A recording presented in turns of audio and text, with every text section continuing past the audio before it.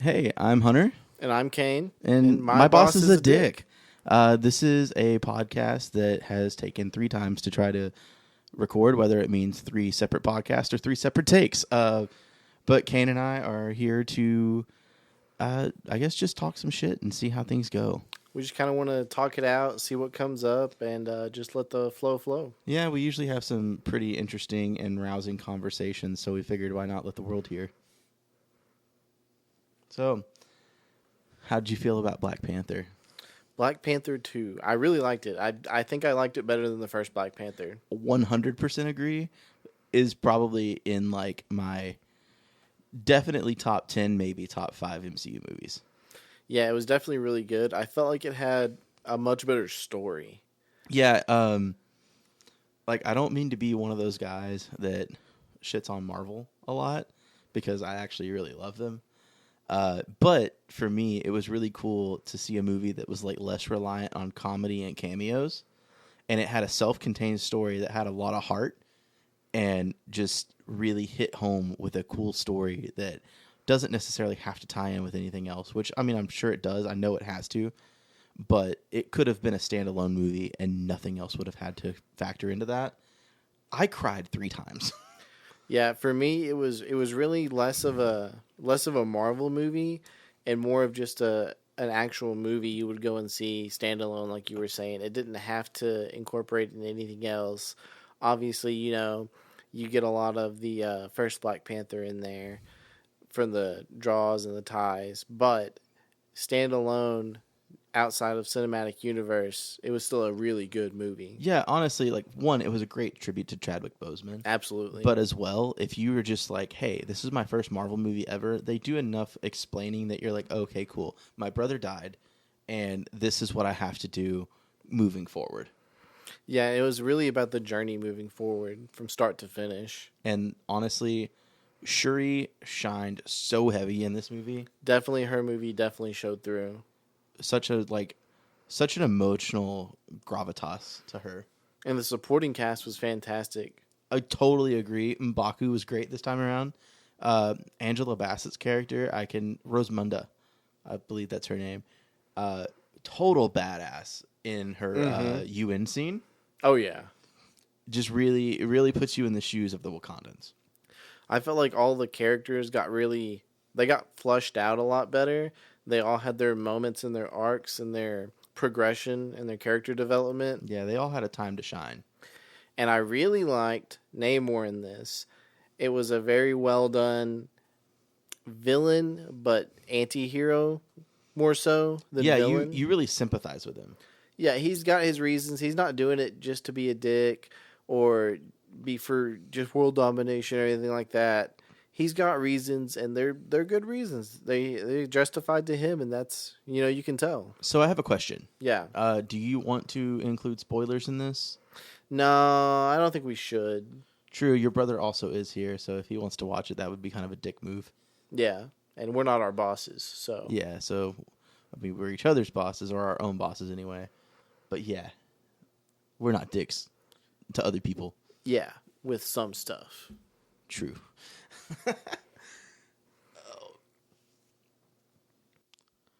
Man, so what's really wild to me, I know this is kind of off the wall, but it's so crazy to see how far the music scene in Texas has come. It is drastically changing, and I think for the better. I 100% agree. When I was a kid, first off, I mean, Texas music was a thing, I guess, but it was a much smaller idea, I believe. You had your big people, like your cross Canadian ragweeds, and I mean, technically they're red dirt from Oklahoma. I was about to say Texas country was a lot more red dirt heavy. Oh yeah, and like, I mean, they had a lot, or they had a lot more heavy, like, fiddle and steel. Red dirt was more rock and roll. Yeah. But red dirt in Texas have actually, there used to be a huge feud about that, actually. Mm-hmm. But recently, within like the last decade or so, they've kind of buried the hatchet and realized that it was stupid and come together and sort of accepted each other. Yeah. I mean, it wasn't like anybody's going to really, kill each other over it, but from what I understand, there were fights. But it's really cool to see how our generation is taking those roots and moving forward. Yeah, because you have people. Yeah, you have people like I used to play with Dylan Wheeler, and him and like obviously Co Wetzel is a incredibly huge name in Texas country and doing some rock stuff right now. But like people like Dylan Wheeler, Cody West, Co Wetzel, and Giovanni and the Hired Guns have all had their roots in country and have let their like newer inspirations of like Warped Tour music, yeah, exactly, kind of shine through. And like you have people like Giovanni is on Billboard right now with a song that is about a like Mexican singer Ramon Ayala, and you have like that song, and there's also there's I Don't Mind and one other song, Overrated, right now, and they are killing it, and they're about to play a show with Machine Gun Kelly and All Time Low, which is a fantastic lineup, by the way. Right? Never in my life did I think I would see Giovanni and the Hired Guns on the same bill as MGK and All Time Low, much less the fact that they just played Lollapalooza. Yeah. It really just blows my mind to see how far we've come and how much our inspirations have widened the opportunities for musicians in Texas. Yeah. Personally, I've never been a huge fan of what I would call modern country. Right. Which I would say it's from like the 2000s forward. At least that's what I can speak to for modern country. I've always really enjoyed George Strait, Conway Twitty, old school country. Yeah, I mean, I know there's a plethora of people who would argue that, like, that's technically not old school country until you hit, like, probably, like, the 70s. But at the same time, for us, it's old school to a degree.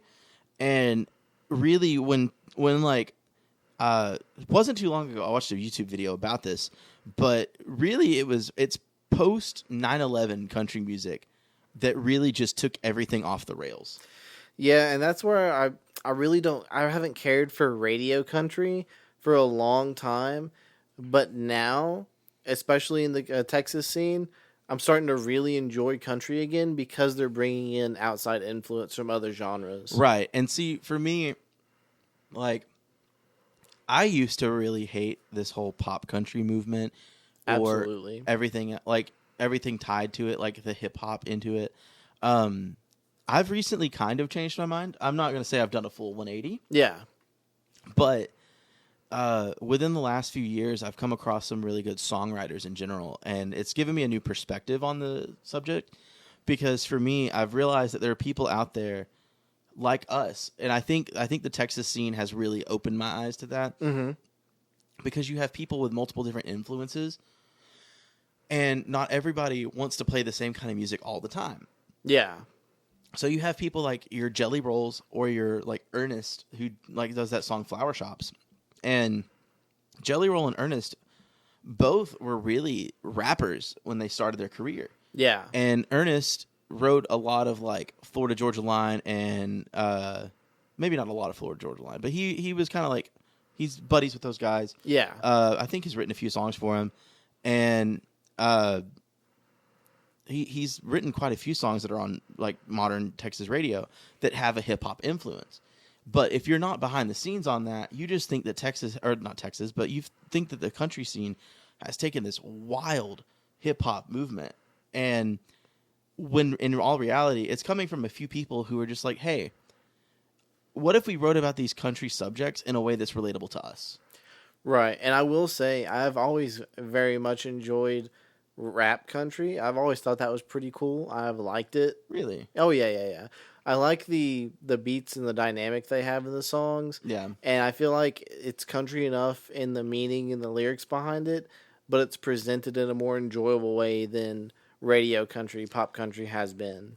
Right. And in that same vein, there may be some people who want to flame me for this, but I kind of feel the same way about bluegrass music, which is how I was raised with a lot of my dad's music. Because for me, I'm not going to say that bluegrass has died off completely, but for a long time, it was heading in a downhill direction. Definitely more of a relic for a while. Yes, and I think that stems from the fact that most of it, not all, but a good chunk of it, relies on like borrowed melodies from each other's songs. So you can have two songs that sound exactly the same with different lyrics. Yeah. Or you can have the same chord progression, which is essentially the same. It might just be slower, faster, slightly different rhythm. Right, right. But most of these songs are built on the chords of G, C, and D at a mid-tempo or a high tempo.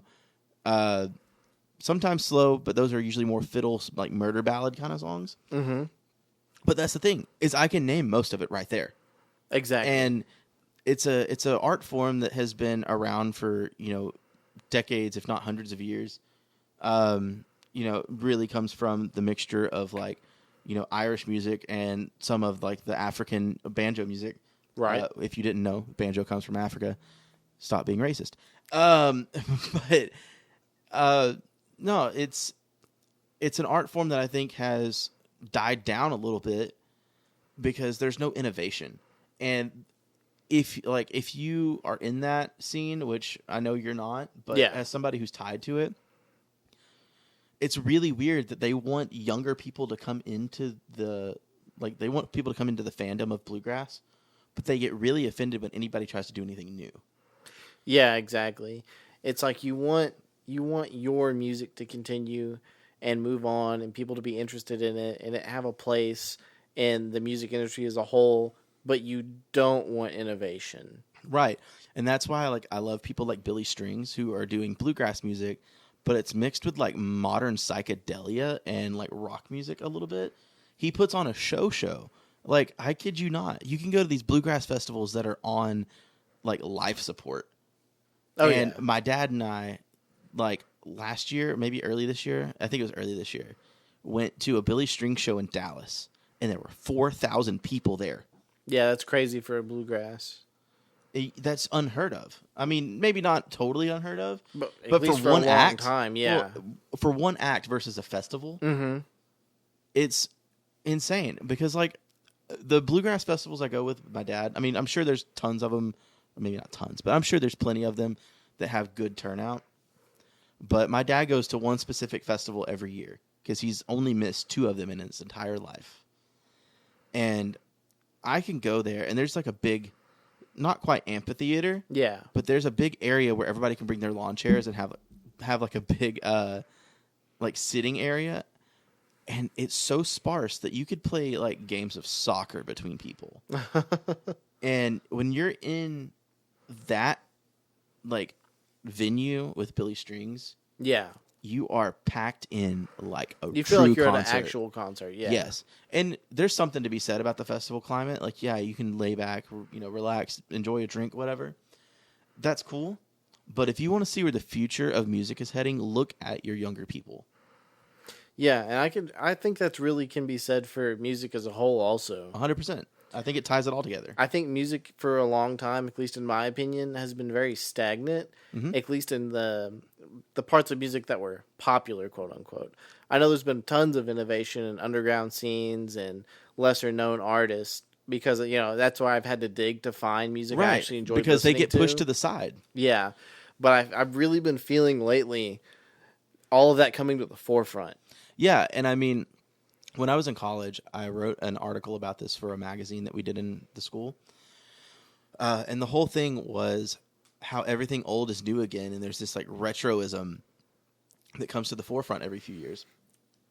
And I really feel like that's coming through again, because if we go back to the aforementioned like Dylan, especially Giovanni, like Giovanni right now is really like leading this specific movement, but he sounds like a mixture of your 2000s like Three Doors Down hard rock on some songs, and there's other songs that are straight up early 2000s Warped Tour, Blink-182, Sum 41 sounding, and of course he has his country songs, like his truer country songs, right? But it's so funny how what we want to hear now is what we listen to as kids, so it's like a 20-year cycle. Yeah, exactly. Granted, of course, before those forms of music existed, there wasn't really a 20-year thing before that, except there was. The pop punk we grew up on in the 2000s was a like progression of like 80s new wave punk plus old school punk. And you put those two together because a lot of 80s new wave punk was basically just pop music in the 80s. Exactly. And so you put those together, you have pop melodies with punk instrumentation. You have the pop punk we grew up on. Now, I would be lying if I didn't think that in 20 years, we're going to have a country rock rebirth because there's a guy named Warren Ziders, blew up on TikTok. Kind of infamous. Some people loved him. Some people hated him. He had this thing with his voice where he would growl, and it was pretty divisive. But right now, shit you not, is preparing to drop a song with Swaco. That would be interesting to hear. I've heard clips of it. I can't say I hate it. And so the fact that what is going on here is now getting national attention, Yeah. and people are starting to team up and take punk music, pop production, rock and roll, and country, and you throw that together in a blender, it makes me happy to see where the future can go. Well, and I think you brought up a good point there about why music felt stagnant for so long, and then why now that it's finally starting to blossom a bit. Mm-hmm. I feel like we've finally reached the point where everyone can get the exposure they need for new artists and new sounds to show up and be popular, and people actually be able to hear them. Right, because now we have like self-management, self-promotion in the form of like Instagram, TikTok, and we don't have to rely on labels anymore or like strictly going to shows. It's like the internet age is fully here, and if you're not in people's faces, it's your own fault. Well, you used to have to either get on a radio station or Know somebody. get produced and put on a record or a CD or things like that to actually have your music out there. Mm-hmm. But now you can do a clip of you playing part of your song. You can put a whole performance on YouTube. You can be yourself on Spotify and just put out the music way you want it and actually get a lot of attention that way. Right. Like for my music right now, I can take, I would say, I could put a song online. As long as you know how to do some basic production, you could make a decent demo. Yeah. You could post a clip of it to TikTok, especially if you just wanted to do, say, a verse and a chorus. Yeah. You wanted to get people's feelings on that. You make a small demo, post that to TikTok. Unfortunately, do the synced up like lip syncing lyric thing that everybody does because for some reason that gains views. It's an unfortunate necessary evil these days. But if you get good traction, you can go ahead and finish the song, which I mean, personally, I would finish the song regardless, but this is a step you could take without having to really put in any crazy effort, because if you know how to do some production and you have, let's say, a decent Mac, because those are the only computers I know of that have built-in like digital audio workspace programs like GarageBand, you could produce a decent demo. Like Leon Bridges, if I'm not mistaken, his first album was mostly GarageBand, which Right. is mind-blowing.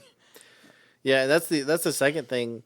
Besides just the access to exposure you have nowadays, the access to tools you have. So many production things are free as long as you want to learn how to use them properly. And Right. if you really want clear, concise sounds and more control over the way your song comes out, then you can just spend a little bit of money and then you have the license. Right. And see, the thing is it takes a lot of discipline. It's not just going to happen.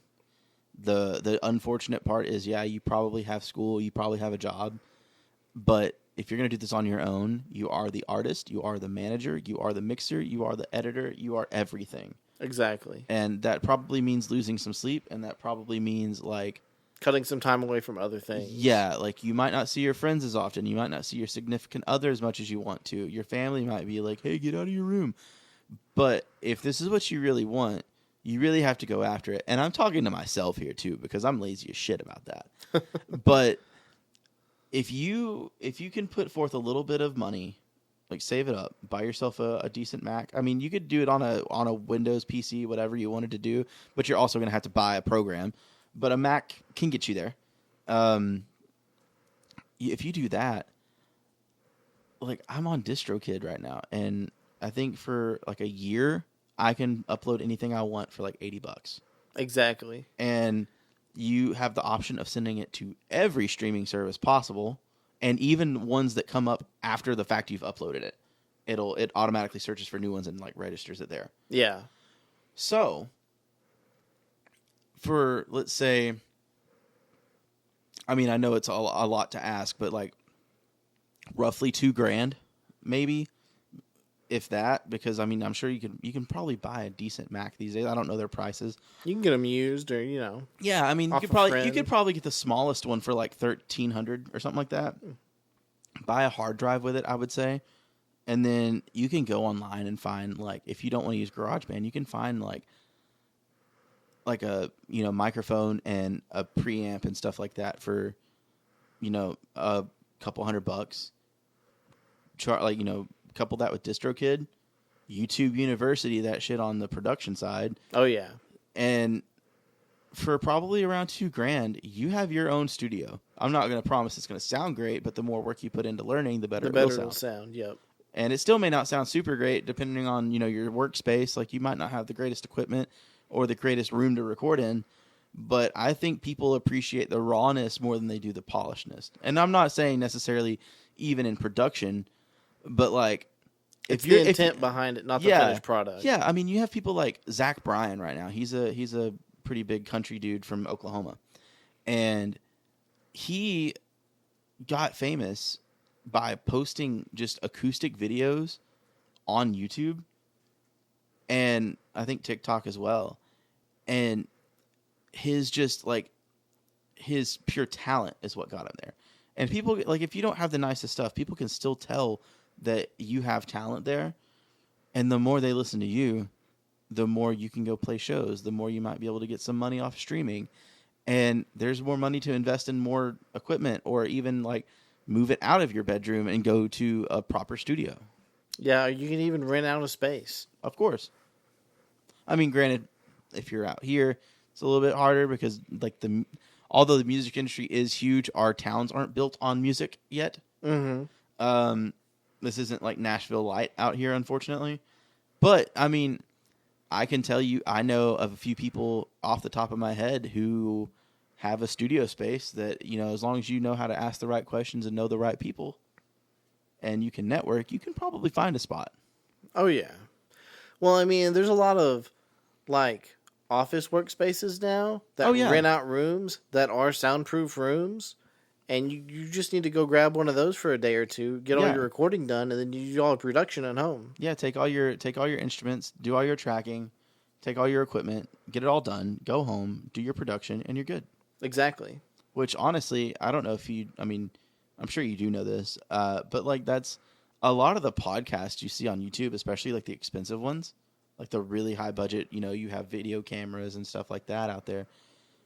There's like, they all use like the same places. They just have like different, it's almost like a movie set. You have different rooms, but I guarantee you, like, I mean, obviously Joe Rogan's in Austin, but like Theo Vaughn is in a room with like the King and the Sting, which, I mean, obviously Theo Vaughn's part of, but like all those places are like different rooms in the same place.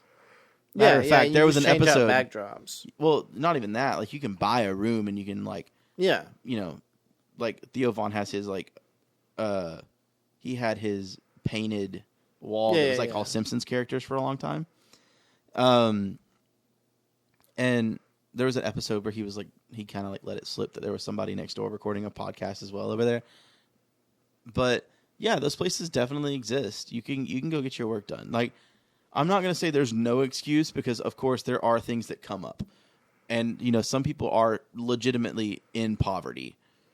But for a good majority of people, if there's a will, there's a way. It's doable. Yes.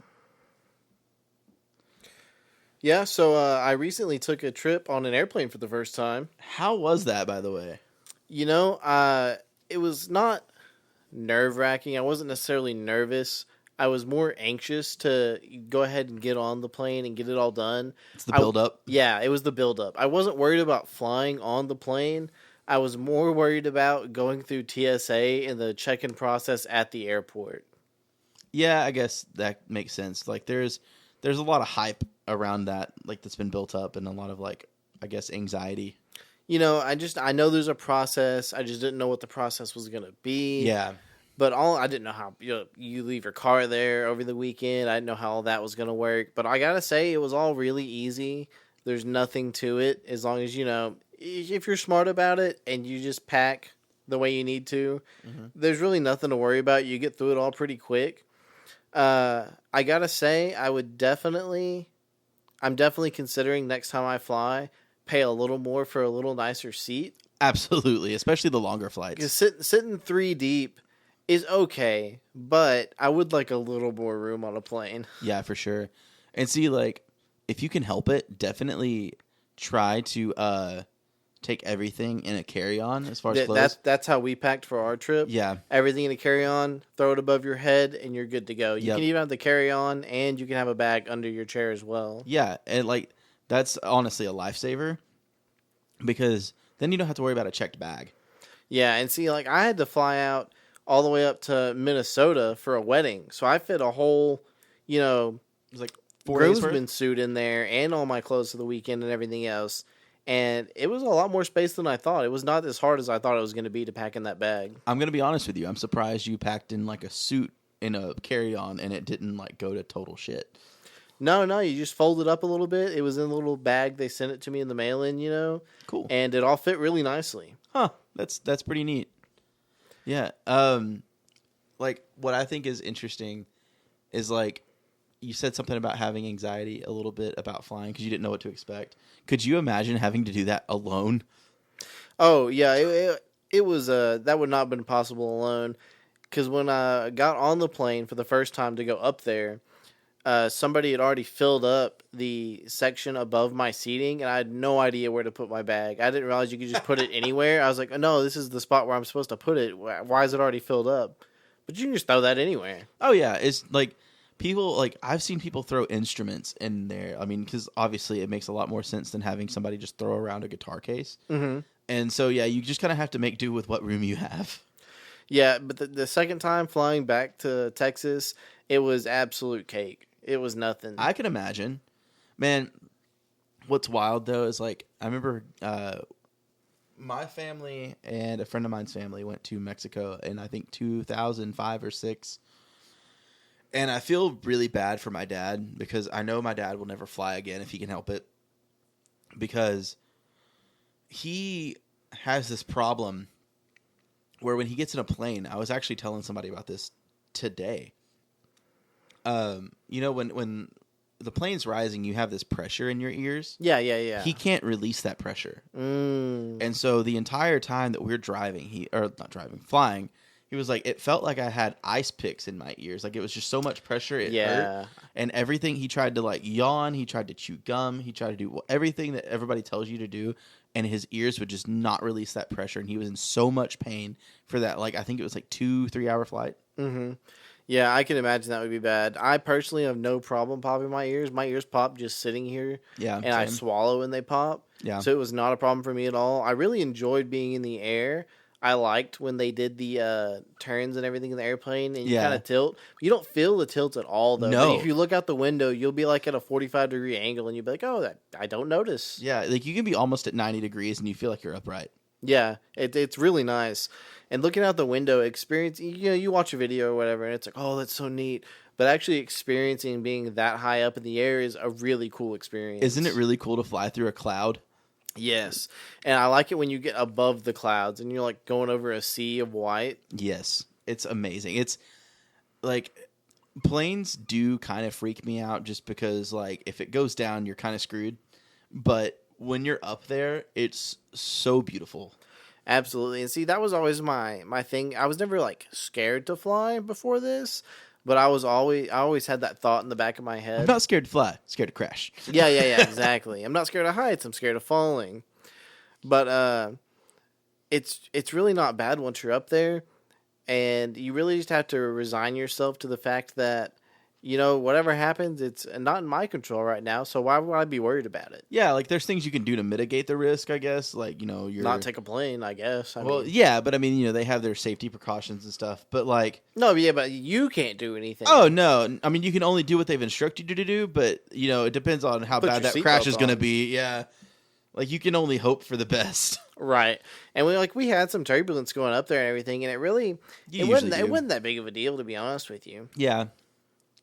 I mean, I'll talk about this because I heard Michael on Stiff Socks talk about this.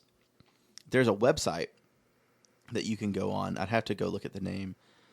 But if you can help it and you can like not have to take a carry-on, there's a website that you could do that gets you cheaper flights, because what it does is, let's say you have a flight from Dallas to New York and you're trying to get to Chicago.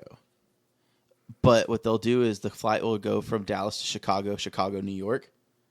And what it does, it'll like get you it'll get you a seat on that flight essentially, but you get the cheaper flight because you're not actually traveling to Dallas to Chicago, which would be more expensive. You're doing one of those layover flights, and because it's a layover, it gets cheaper. And so you just get off in Chicago and you don't reboard the plane. Yeah, I have seen that before. And like that just seems so genius. Apparently though, there are like some airlines that if they catch you doing that, especially if you're like a rewards member with them, you can get like I was about to banned. say, I've heard they've been really cracking down on that lately, though. But I also have heard there's plenty of people that still use it, but I think a part of that is just not being part of a rewards program or like being registered with a certain thing. You just kind of like do it on the DL, or if you do, you don't use it as like you use it as During a guest. that, yeah, exactly. Yeah, which I mean, honestly, ingenious idea. And I gotta say, not sponsored, but looking on the airlines' websites and the hotels that we were gonna get, their websites versus we just booked everything through Travelocity. Oh yeah, And it was so much easier, and it actually I didn't book it all at once. Like I booked my flight probably 2 months out, yeah, and then we booked our hotel and everything like a couple days before.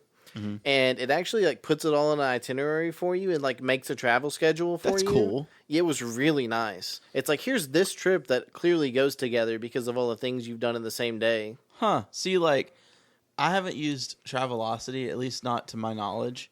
But when I was in college, I used Trivago to get this hotel.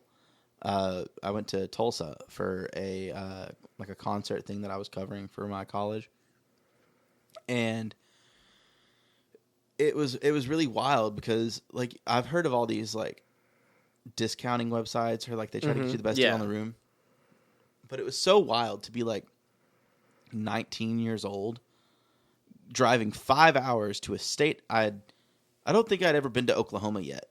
Actually, I had one time when I was like probably like 7 with my dad. Yeah.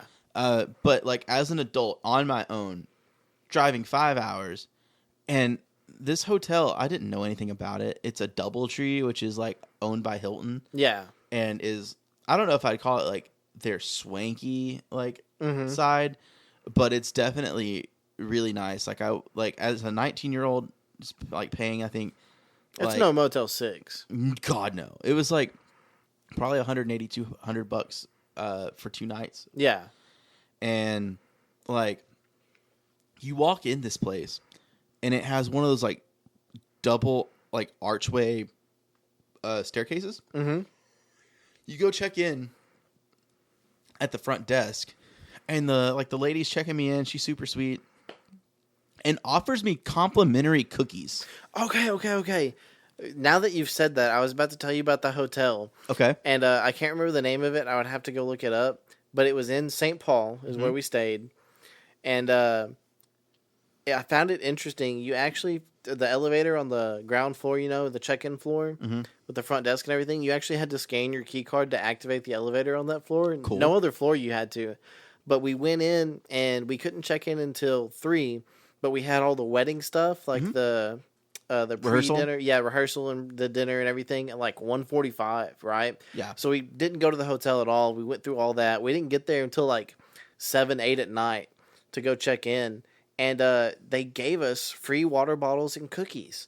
And I'd never had that happen before. Oh yeah, they gave me water too. Yeah, it's really wild. Like I've definitely been in like hotels where they like in the lobby matter of fact, in College Station, when I was playing music with Dylan, there was this really cool hotel that had like, I guess I'll call it fancy water, but it was like, it had like mint, cucumbers, and strawberries in it. Yeah. It felt like I was in a different tax bracket. Oh yeah. But it was like, like a Staybridge Inn or something. But it was really nice, and like they'll have like a tray of cookies or something out. But like to specifically be asked, do you want like these free complimentary cookies? And here's like a hotel branded water bottle that we can obviously afford to just have in cases. Oh yeah. Like that was like, interesting. And to like see people walking up these like elegant ass stairs, and you're like, this feels like something way more expensive than I should ever be able to afford. Oh, you have no idea. So when we did the bachelor party for the wedding, we did the bachelor party a few months ago, and we went to Dallas, and we stayed in a 4-star hotel. And it was the most expensive hotel I've ever stayed in. It had an entire museum, and it had a water park as part of the hotel, like a mini water park. That is nuts. It was an entire museum. They had a giant, it was probably half a football field long sculpture thing hanging from the ceiling. It was the most fancy place I've ever been to. It was an insane experience. One of those things where you're like scared to touch anything. Yeah, exactly. Yeah. See, what's also weird about this hotel thing, I have some friends that live in San Antonio, and her mom, I honestly can't remember what she does off the top of my head. Sorry if you're listening to this. But she, I think it's with Hilton specifically that she is like a member of like, I think a black card. Yeah. Which, by the way, hear black card in anything, you're like, oh shit. Yeah. But, no, it's wild. She checks in like using her mom's account or whatever.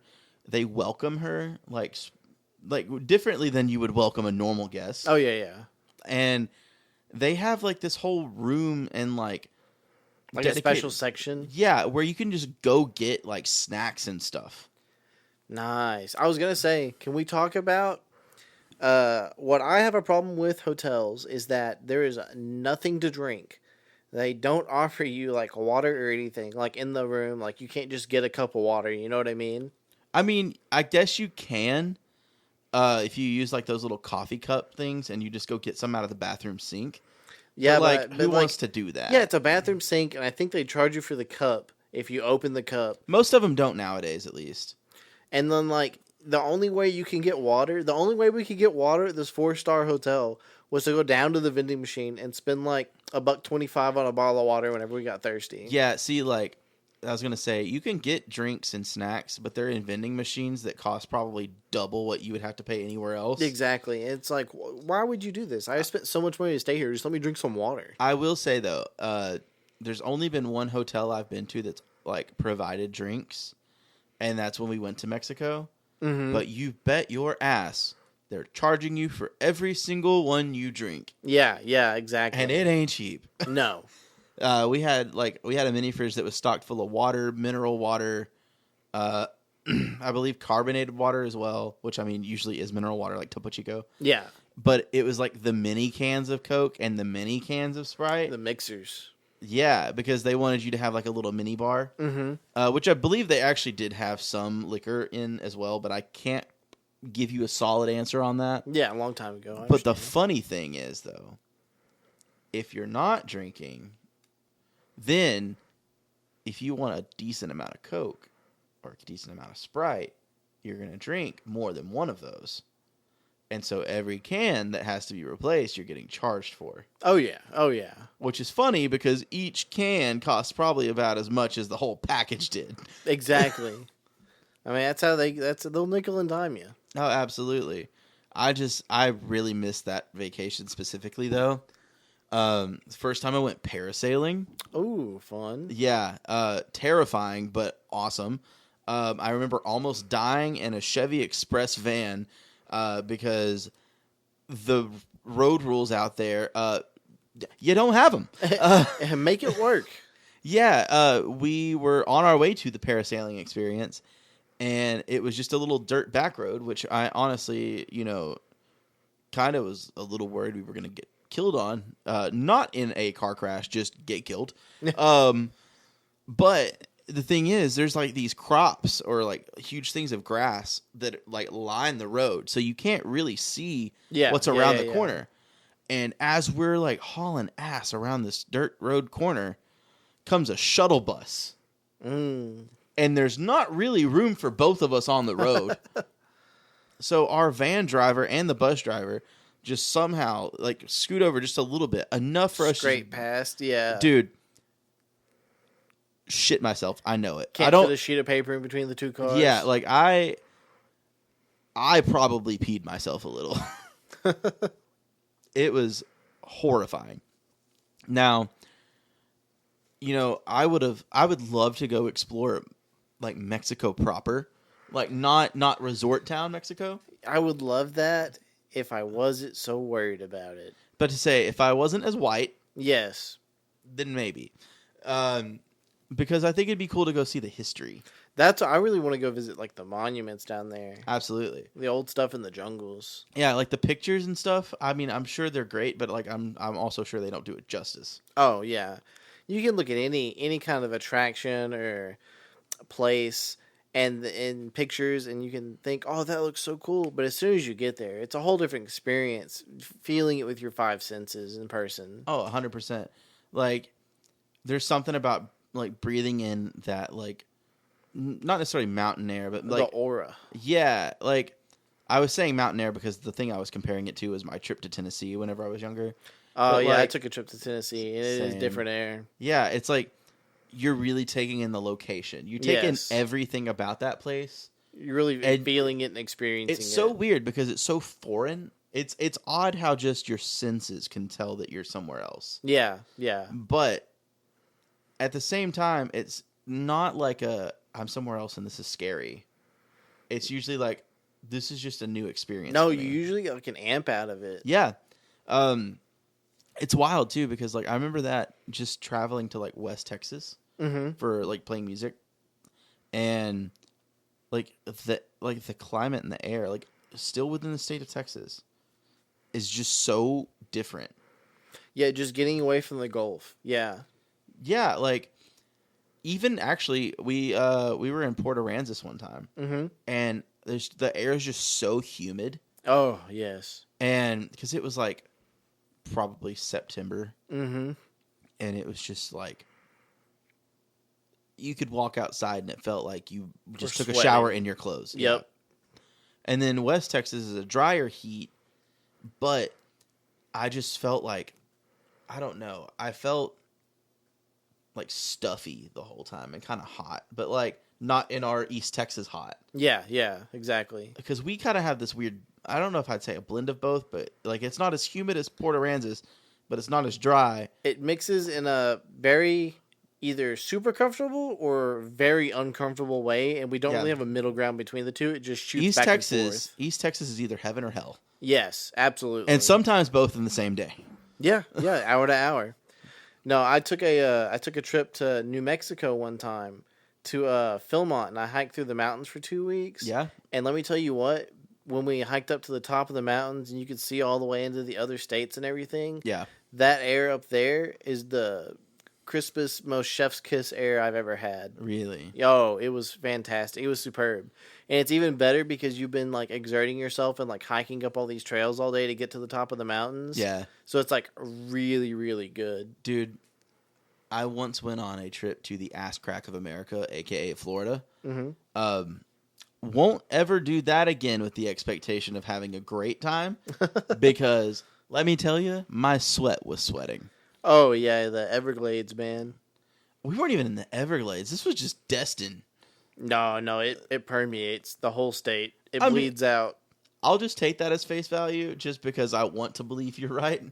But yeah, I remember one of our high school friends went with me, and dude, that whole feeling of like taking a shower with your clothes on, amplified by like 5.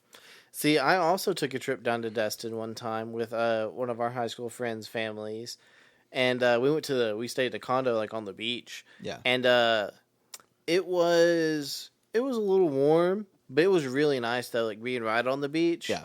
Because the ocean breeze would hit you, so it felt nice the whole time. See, being on the beach was fine. Yeah, exactly. But being anywhere that's not like an immediate beach around you, Mm-hmm.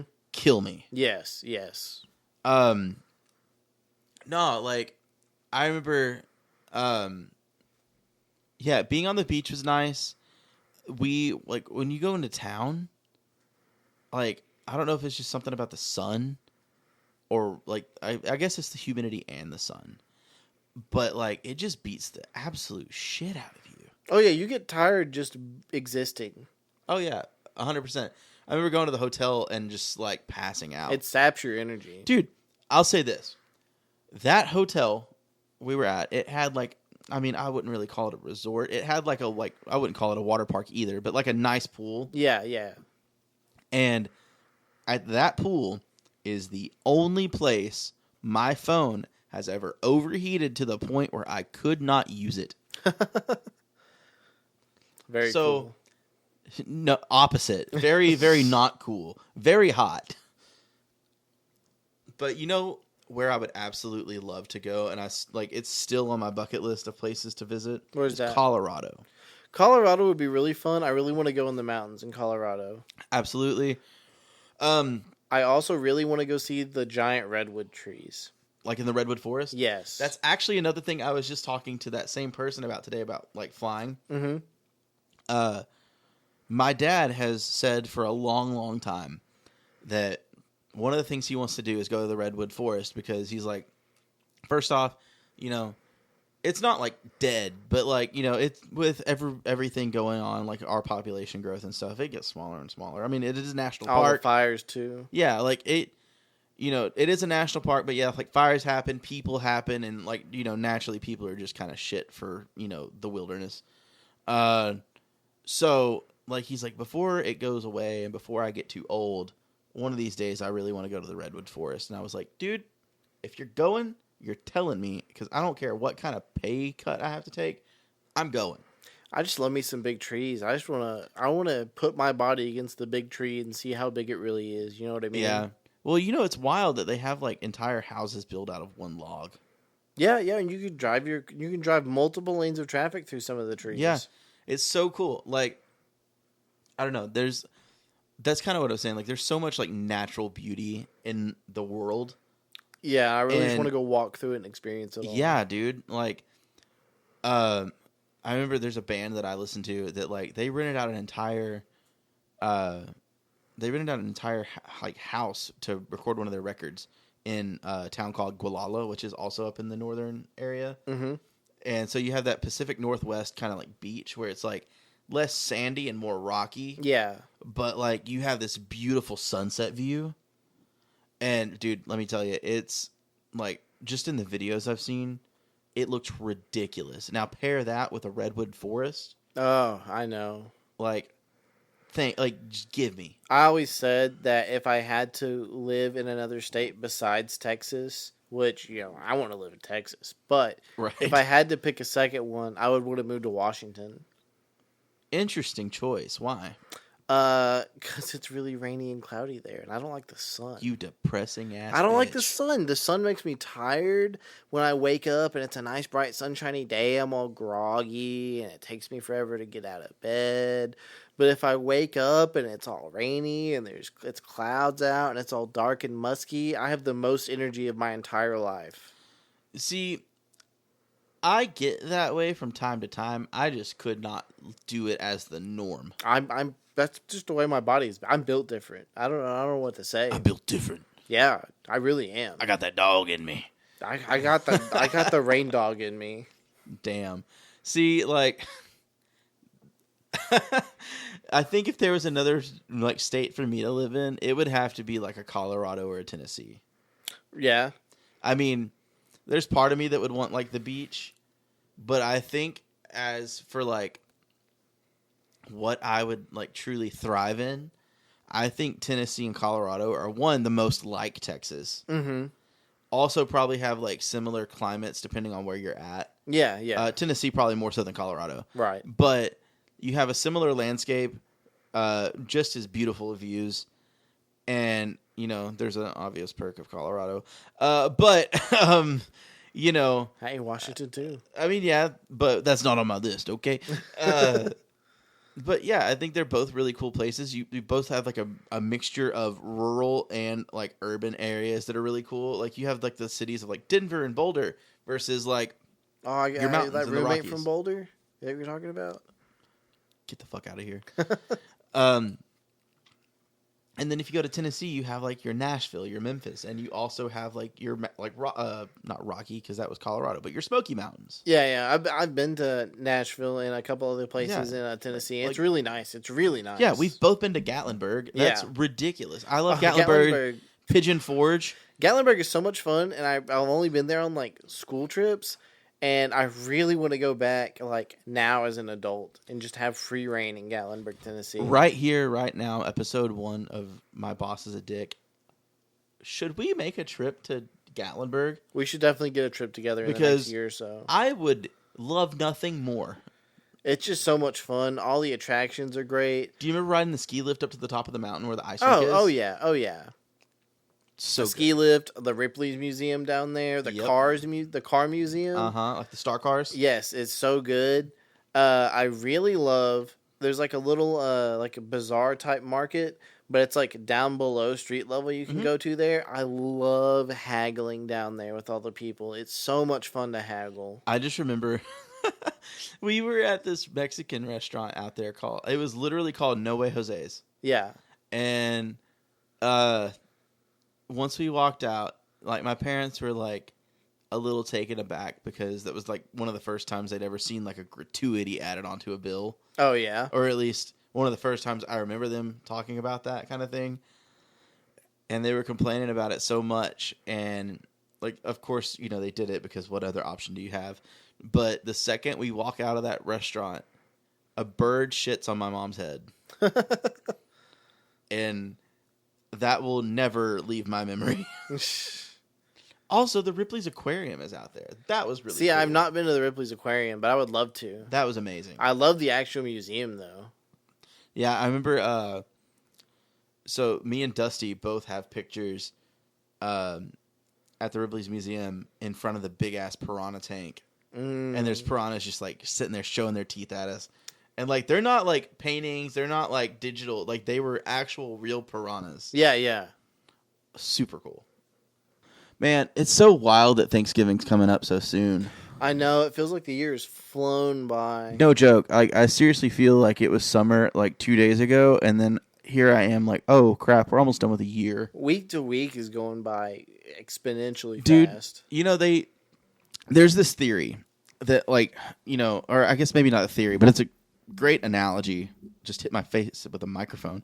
But where it's like, you know, time seems to get shorter as we go because we're given this finite, let's say, pie chart, right? Yes. And so year 1 is the whole pie. And then year 2, you cut that in half. And so, like as time goes on, you take a new slice out of that pie. Yeah, I've heard that. And so, you know, everything seems to go like boom, boom, boom. And what's scary is that we're not even 30 yet.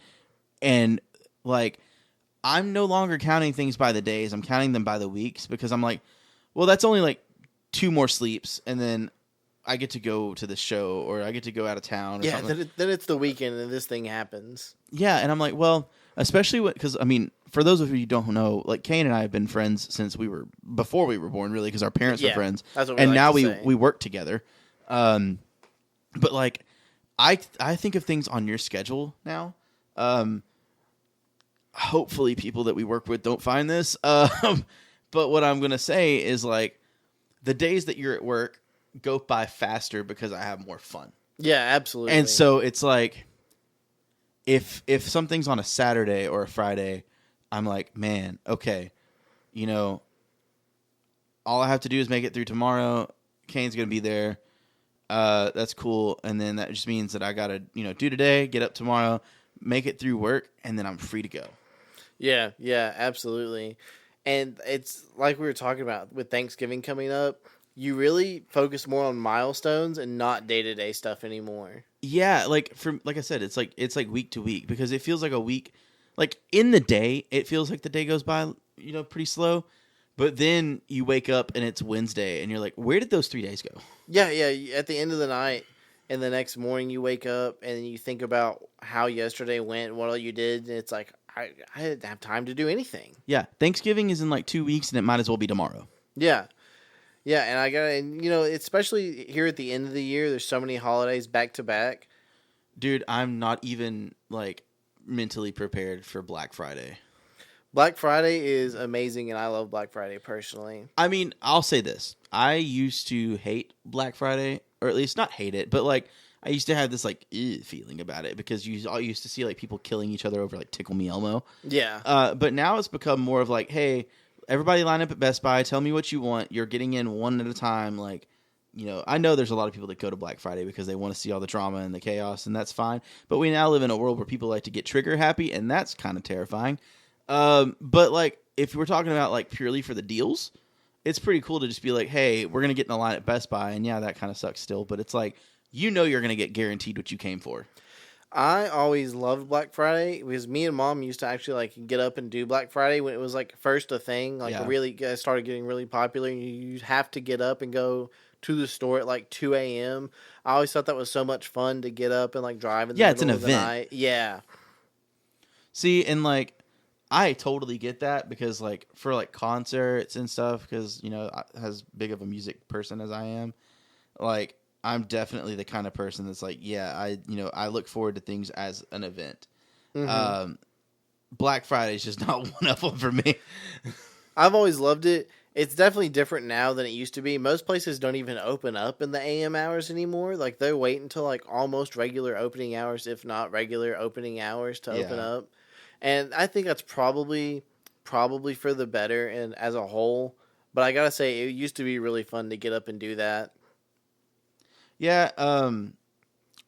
See, the only thing I've ever really gotten up for, this is gonna sound pretty like lame, I guess, but I used to get up early, back in like the summers when my dad would work, because there would be times that he'd be like, "Hey, guess what?" I'd be like, "What?" He'd be like, "Tomorrow, I get to go to like Mississippi." Yeah. And it'd be like a 1-day trip. It's like, hey, I'm driving to Mississippi and I'm turning around and coming back. Yeah, oh yeah. And so it's like, well, I'm not going to be gone all week. Do I want to go on a road trip tomorrow? Absolutely. And so I'd be excited. And any other day of the week, if I was in school, you could not get me up before like 7:30. Oh, absolutely. But you bet your sweet ass if my dad was like, hey, you got to be up at 4:15. I was like, you bet. Yeah, road trips are my favorite way to travel. I absolutely love a good road trip. 100%. No, but yeah, the feeling of having something to do, like a reason to get up, that's like a fun reason. Because like when we were in elementary school, I would like get up out of bed when my parents would wake me up, and I would go lay on the couch in the living room and basically fall back asleep. And like a mom would have to like dress me because I would just be passed out still. That sounds about right. See, and that's kind of the thing with my dad too, is like we would go on these trips and like I'd probably sleep for a good hour or so of it because like I'm still tired. Oh yeah. But like I'd probably still be back up before the sun rises. Yeah. And then like, we might have made it to like Louisiana if we're going to Mississippi. Like we probably in Shreveport or something. Yeah, yeah. I mean the first little bit's not that important. You see that all the time. Yeah. But then I'm up and then like we stop at a gas station and then, I get to like eat the things that I'm not supposed to normally. So I get like these donuts and a Coke and I'm all jacked up on sugar. Oh yeah. It's always fun to me because like we're not a big morning family. So like getting up and going to do something like on a trip or something, or you have something special you got to go get done early. It's like extra special. It's always fun to like go to a fast food place and get breakfast items. Which, by the way, speaking of, my dad's a big fan of McDonald's breakfast. Yeah, McDonald's in the morning is a different place. That was always me and Mom's thing. If we had to go anywhere in the morning, we would get McDonald's breakfast. The pancake platters? Yeah, and what's wild is watching, like, I don't know if they still do it anymore, especially, well, before they were digital boards, it was so wild to watch them, like, manually change out. Yes, and it would roll over. Yes. That was always so much fun. See, like, I love the progression of technology, but like not on everything. There's certain like old school things like that I just would love to bring back. Right, right. At least like a slideshow transition type style. Yeah, like let me watch it change. I don't want it to like blink and you miss it, Yeah, well nowadays it doesn't even really blink. It's always up there. Yeah, They have actually like it is. static menus now, yeah. Yeah, it's a digital menu, but it's more like a picture that just stays there. Mhm. And it'll just be like, this is not offered between the hours of 11 and 11. Exactly. Ugh. I am of the personal belief that every single place that offers breakfast should have all day breakfast. Yeah, because, like, I mean, you never know anybody's schedule. Granted, I understand. It's not super profitable because, like, you're probably losing money. But, on the same token, you're probably making enough money that it doesn't matter that much. I would argue that you would make more money because more people would come there to get a variety of different items. I agree to a degree. But at the same time, like, I get what they're saying, though. It's like, some of those things can't be prepared together, so they have to, like, clean the grill, reduce this and that. And it's like, yeah, but Waffle House exists. Yeah, and you know what I say to that? That sounds like corporate America's problem, and I'm tired of them making it mine. I know that's a joke, but you're right. But, like, if Waffle House can serve the things that it serves, granted it's mostly breakfast, but you do have other meals there. But if you can serve all of that with a waitress that has all of 3 teeth, and it looks like a fucking meth den, and 3 fights in the parking lot, yeah, that the cook is a part of. Which, by the way, funny you mentioned that. One night after leaving Silver Saloon in Terrell, we go across the interstate to this Waffle House there. Literally a fight happening in front of the front door. And I kid you not, they stopped the fight to let us walk in. Yeah, look. You go to Waffle House for a variety of reasons, and everyone there, no matter what reason they're there for, understands, you still gotta let people in, you gotta let people have their reasons. That same night, by the way,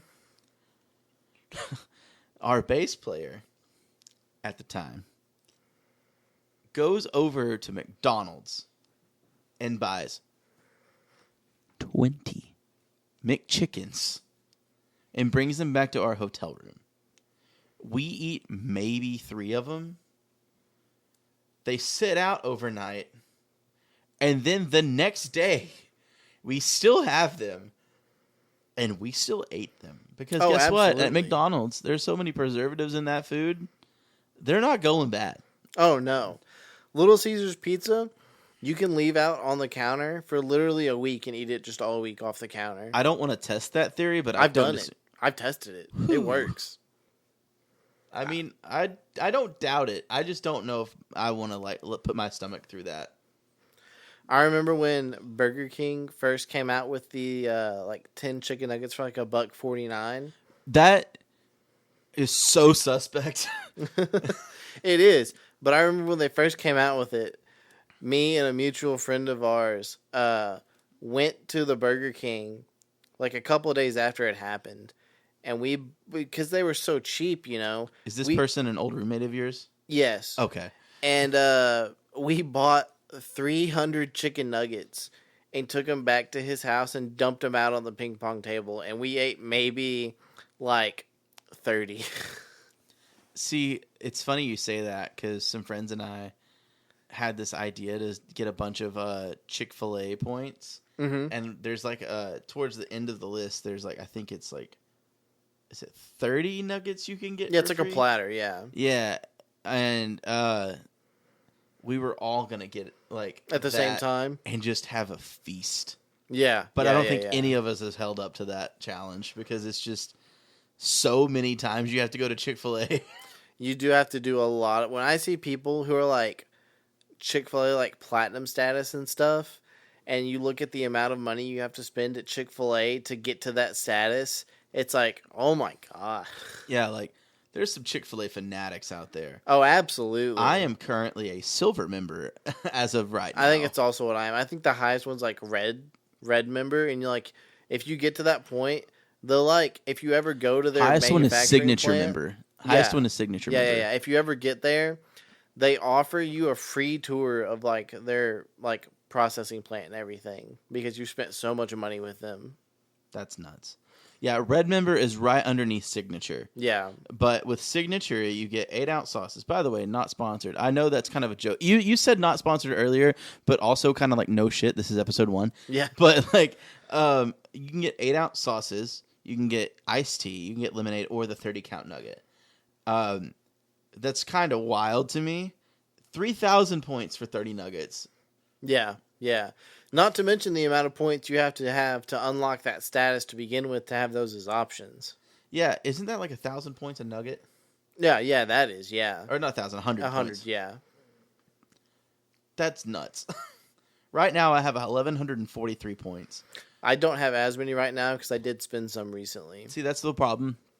Is like I could never get to that point because I kept using my points. Yeah. Too convenient. Yeah, By the way, if you're getting food anywhere from a fast food place, there is absolutely zero reason to go in and order. You just order on your app and get the points for it. It's so much better in every sense of the way. yeah. I mean, even if you're going in to physically pick it up, you can do takeout as 90% of the places offer it. The rewards from getting the points and just the offers they have, like the deals they have on the app. Oh yeah, like you'll never get those if you just walk in. They'll never tell you they exist. No, and most of them don't if you go inside. You have to do it through the app. There is only one app that I won't say I despise, but it's truly disappointing. And that breaks my heart to say is Whataburger. Because the amount of customization that it doesn't have that you can do in person Yeah. is ridiculous. That is the one drawback. A lot of the times they don't put all the options on the apps that you can order in person, and it does kind of stink then. Yeah, because like there's like the honey barbecue chicken strip sandwich. You can get that with honey butter. And I don't think it was until recently that they even added that as an option on the app. Yeah, there's a lot of substitutions you can just ask for up at the counter that you can't order on the app. You can make literally pretty much, if they have the ingredients, you can make any burger you want. Yeah, yeah. And that is kind of absurd. I've seen a 7x7 where they had 7 patties and 7 slices of cheese. That is probably my favorite thing about Whataburger, that you can literally go up and order as many patties as you want on that burger, and they will make it and give it to you. They just look at you like, I bet. I went over to one of my buddies' houses one time, and we were having like a bunch of friends over or whatever, and one of them, you can go up to Whataburger and just buy all of their frozen uncooked patties, as many as you want. Yeah. Did you know that you can buy a box full of just like ready-made basically burger? Like they come plain and dry, but all like the condiments come on the side, and you can do it like a Taco Bell party pack for burgers. Yeah, yeah, it's awesome. It's wild to me. And like, I mean, honestly, I'm not gonna say R.I.P. Whataburger, but it's getting there. They keep taking away a lot of the really good stuff. Hey, ever since then, people up north bought it out. It's been going a little downhill. I mean, technically before that a little bit, but yeah, I blame them for most of it. But I will say there is a shining light of hope in the fact that have you seen the breakfast bowl they have? No, I really want to try it though. I've not had it yet. Do you know what's in it? Yeah, I've looked at it. Oh, it looks amazing. Like honestly, it looks like more food than any other breakfast option they have. Yeah, I gotta say, like bowls in general at fast food places are probably like one of my favorite inventions ever because I love mixing all of the things together and getting the flavor out of it. And while we're talking about bowls at fast food places, KFC. That's what I was gonna bring up next. Hallelujah. Yes. The KFC bowl is the best thing at KFC. I absolutely love them. I adore them. Yeah, see, the other day, me and some friends went to Dallas for one of my friend's birthdays. That friend you'll probably meet here soon enough. His name is Jax. That's all we'll say for now. We went to Dallas for his birthday, and we stopped at KFC for lunch. And I was so sold on a bowl. And I got there, and I was like, I don't want to do a bowl because I always get a bowl. I mean, granted, I hardly ever go to KFC, which I probably should have just been like, screw it, I'm going to take the bowl because I never come here. Right. But everybody else just got straight up chicken, and I was like, okay, like I'll get some chicken because I was like, also I haven't had KFC's just straight up chicken in a while either, so I was like, I'll give it a shot. It was fine. Would have rather had the bowl though. Yeah, I mean, first off, that location I've never been like a huge fan of anyway. Mm-hmm. Like the few times I've had it, it's been kind of subpar, and the chicken was just like really fatty. Yeah, which is not something you want in your chicken. But those bowls go hard. Yeah, bowls are the best thing on the menu. 100%. Their biscuits are amazing too. Yes, they do have fantastic biscuits. Bro. Have you had their peach Mountain Dew? No, it sounds fantastic. It's liquid peach rings. Interesting. It's called Sweet Lightning. Yeah. It's like that day I had it. Like I've had it twice. The last time it wasn't so great. I think it was just because of like what I was eating. Like it just didn't really pair super well. That first time I had it blew me away. I gotta say, Mountain Dew, it's really interesting how they do a lot of their flavors like exclusively at restaurants. Yeah, like Buffalo Wild Wings has their own Mountain Dew now. Taco Bell has like a lot of exclusive Mountain Dew flavors. Yeah, have you seen the pineapple Baja Blast, or is like Baja Gold? I think it's what it's called. No, I haven't. Yeah, it's a pineapple flavored Baja Blast called Baja Gold. And they're really innovative with their flavors, I have to say, for like a gas station drink. You know what I mean? So yeah, like Coke is probably the most corporate version of it. Yeah, where they're like, hey, have you ever thought of putting Coke with coffee? Yeah. I don't know about all that. I didn't really enjoy that one that much. Yeah, and it's like, yeah, you have your basic flavors like vanilla, cherry, whatever, and like Dr. Pepper does the same thing. But even like, I know you don't really like Dr. Pepper, but I will say Dr. Pepper at least gets a little bit more wild with their flavor ideas. Yeah, I give you that. Like the cream soda, I don't think I've had the cream soda yet, but I hear people that, like rave about it. Yeah. But like realistically, Coke has probably the tamest ones. There used to be Coke with lime, like yes, in the can. Yeah. And now, like you can find it on like some of the Coca-Cola Freestyle machines. Yeah. Or some gas stations that have the flavor additions you can do. Mm-hmm. Top tier Coca-Cola is Coca-Cola with lime for me. Yeah, lime Coke goes super hard. It's one of the hardest sodas you can ever get. It's so good. It is slept on atrociously. It is by far the best Coca-Cola product for Coke. Speaking of, have you had any like words that have popped into your vocabulary that you just like almost like word of the day, or technically I guess word of the week, where you just like, this word sounds interesting and you just use it a bunch? I mean, I'm sure I have. I couldn't think of any right now. Atrocious is on my list right now. Atrocious, very nice, very good. And word. tremendous. Good description words. Yeah. We, that same group, essentially, we were at that Silver Saloon in in Terrell. And I won't give any names out, but we had a buddy of ours that just got absolutely wild. And I just remember telling a friend of ours, I was like, man, he is absolutely down atrocious. And after I said that, I was like, sticking with that for a while. Yeah. Adding fun new words to different phrases is especially always common good. phrases. Yes, changing them up a little bit, adding some spice in there. Yes, zest that lemon on top of that phrase. Yep. Speaking of that, for those who don't know, I prefer the herb sometimes. And that same night, I remember I was smoking with Redacted, and I go back in the club. And I'm at a point where I'm like watching this band play, and I'm having to remind myself to breathe. Yep. And you know, manual mode. Yeah. Stick shift. Well, see, that was the thing. Is I turned to my buddy Jax, and I was like, "Man, homie got my lungs on stick shift right now," and he fucking laughed like crazy. And I like, it wasn't a premeditated saying. Yeah. But I did think of it like a second before I said it. Mm-hmm. And I was just like, I cracked myself up because it was funny just how real that was. Those are always the best ones. Yeah, because it's like, it makes sense. It felt like it didn't. But then I thought about it and I was like, oh no, that actually, that fits that's pretty coherent. Well. Yeah. It felt like a Theo Von moment. So, hey, Hunter, What's up? if you were going to lose the ability to taste one flavor, salty, sweet, sour, umami, and then what's the fifth one there? Spicy? Spicy. Which one would you no longer want to be able to taste anymore? Oh, that's difficult. Because umami's like savory, right? Yeah, savory.